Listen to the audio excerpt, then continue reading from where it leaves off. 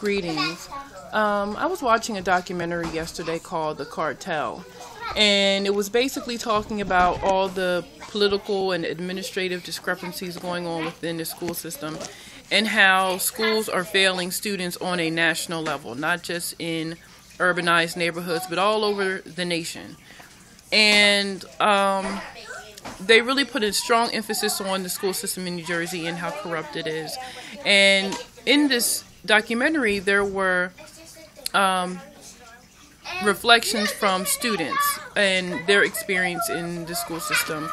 And one particular student that really bothered me was a 17-year-old who basically graduated and he still couldn't read. He said that he didn't know his times tables past 4, and he was functionally illiterate. And one thing I must say, when you have a child that old and they can't read, I'm not going to put the blame on the school system. There has to be some parental accountability somewhere, and in his case, his parents fell short, or whoever was raising him fell short. There's no way in the world that you're going to have 13, 14, 15-year-olds reading on a first and second grade level without someone picking it up early on and intervening. This is a prime example of someone slipping through the cracks, but he's not only been neglected by the school system, he's primarily been neglected by his parents. There's no way. And I'm telling you, I'm a homeschooling parent of almost 10 years, so this is not about homeschooling. This is about parental accountability in whatever educational system or, format you have your children in. It is ultimately your responsibility to make sure they're being educated, whether that's through homeschooling, private school, public school. The parents have to be proactive in the process, or they're going to fall short and fall in the cracks. I mean, as parents, we have to reinforce, the skills that are essential to make sure they're going to be productive members of society, and to teach them the basic principles and concepts so that they can function.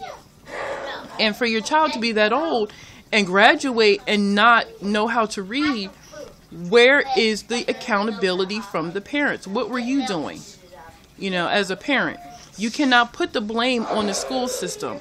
Yes, there's parents out there that work 2 and 3 jobs, but there's still a way that you can sit down with your children and make sure that they're getting what they need. And if you pick up, that they need help, you intervene and you take the necessary steps you need to take to get your children help.